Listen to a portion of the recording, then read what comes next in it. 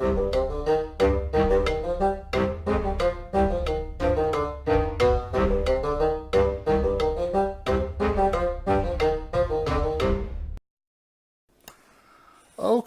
so the Heroes of Loudwater. This is a new campaign. Actually, I got to play as a player in, and I've not yet done a recap as a player, so I'm going to do this a little differently.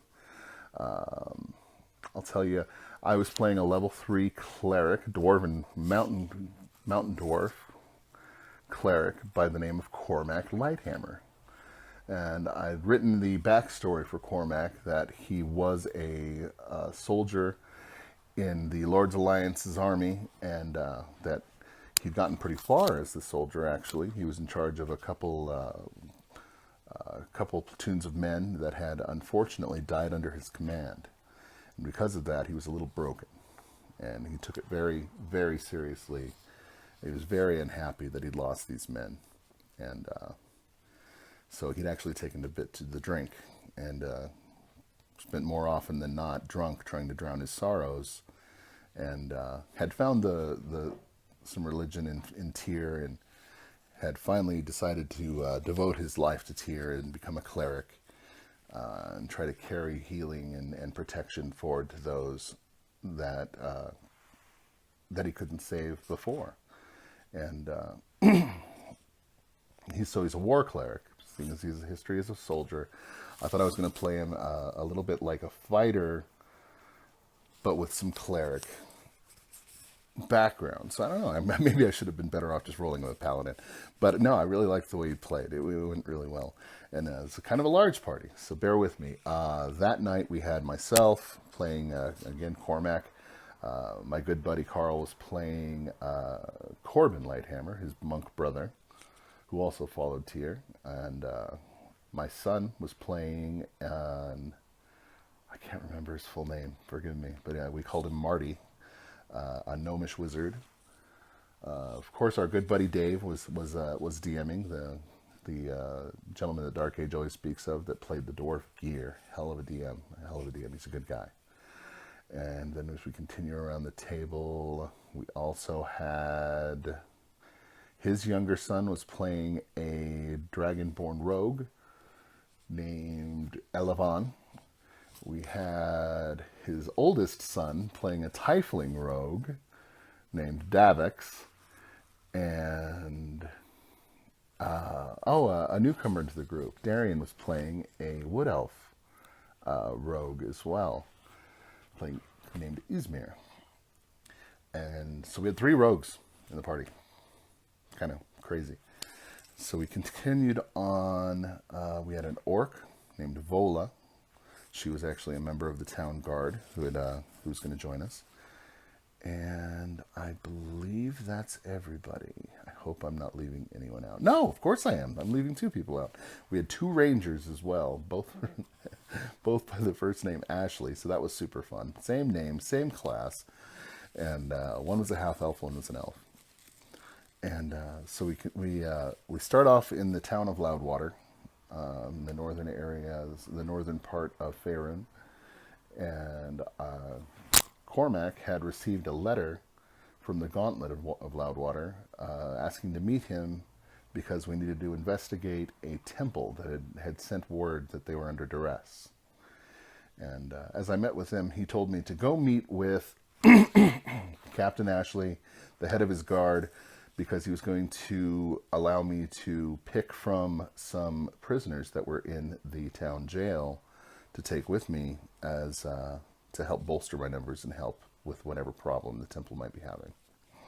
So as I go down and I meet Ashley, giant man, just a real mountain of a man in full plate mail armor, captain of the Lord's Alliance, just a certified badass. And he tells me, yes, Cormac, yeah, go take your choice of these men down in the jail, and they'll go with you and help you on your way. And they can tell them they can earn their freedom by serving the Lord's Alliance and helping you. So Cormac and his brother go down into the basement, and that's where we found the 3 rogues, and 2 of the rogues, and the gnomish wizard. so we carry on, and we convince them, yes, come with us. You'll be set free. You'll earn your freedom. They'll give you a clean slate as long as you stop stealing stuff, stop causing trouble. So then we encounter the third rogue. The Tiefling wasn't actually in prison, but he joined us as well, and we head out. We've got our gear set up. Everything's ready, so we leave town. Vola, Commander Ashley, forgive me, had sent the orc fighter Vola with us as well. His the last remaining guard he had to spare, and she's great. She's coming with us. And as we leave town, we set out towards these woods to the south of Loudwater, because we figure we're going to go through these woods and follow the river east to the temple. So maybe a good hour into this trek, we enter the woods, and maybe another half hour after that, we encounter these two rangers pop out of either side of the path behind trees and try to hold us up. They're asking for a toll, they're asking us to pay, asking us why we're there, and I respond in Elven, because Cormac speaks Elven, that we mean you no harm, we're simply passing through. Perhaps you could even, instead of just robbing us, perhaps we could just pay you to join us. And so they join the party. And now there's 9 of us. We're all finally together. And we head south. And we figure out, because Corbin is very astute with maps, that we're going to need to cross this river, actually.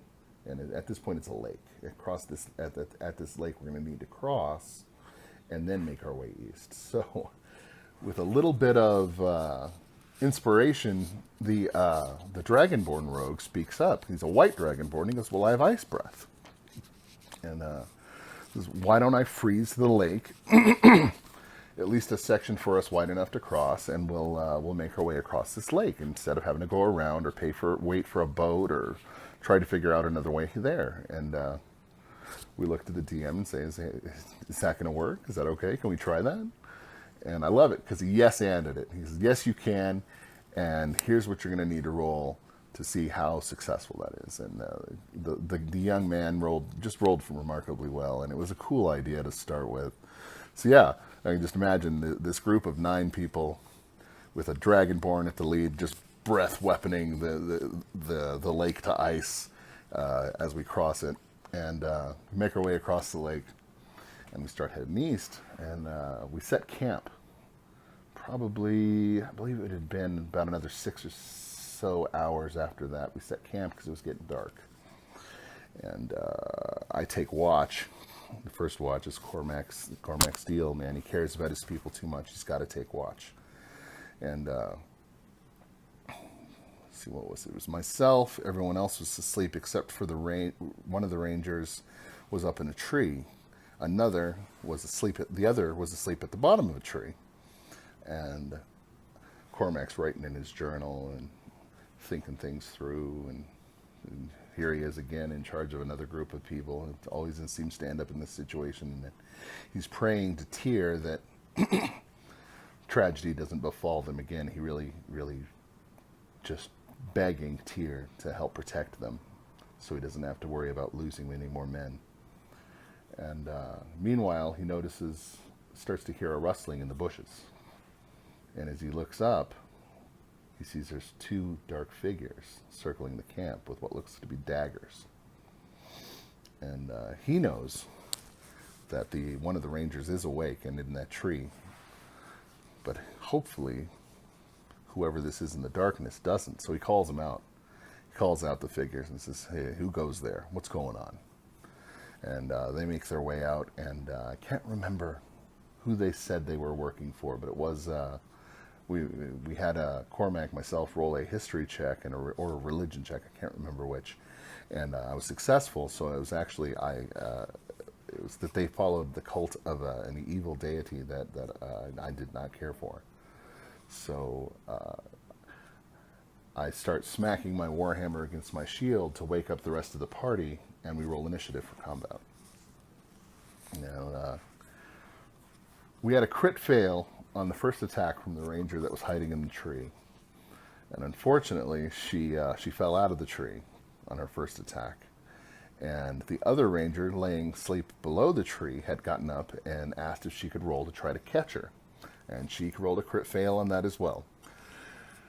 Now, I know there's no written crit fail fumble in 5th edition, but man, this was just fun, because not only did she fail firing and fall out of the tree, but then her compatriot failed to try to save her on a crit as well. That's wonderful. So Dave carried that really well, and just let one fall onto the other. They're sprawled out on the floor. Things aren't going great. But beyond that, combat goes really well. I mean, there's 9 of us, for heaven's sake. 7 if you don't count the ones laying on the ground. And we handle these 2 brigands, and after they go down, we're searching the bodies, and we notice the bodies are really hot. It's like really hot. That's weird. And before we get a chance to really get anything off of them, they burst into flame and melt away. And we'll get back into it in the next episode, guys. Thanks for watching. If you like what you saw and heard, please give us a like and a subscribe below, comment, and help us spread the word about Tef's Tavern.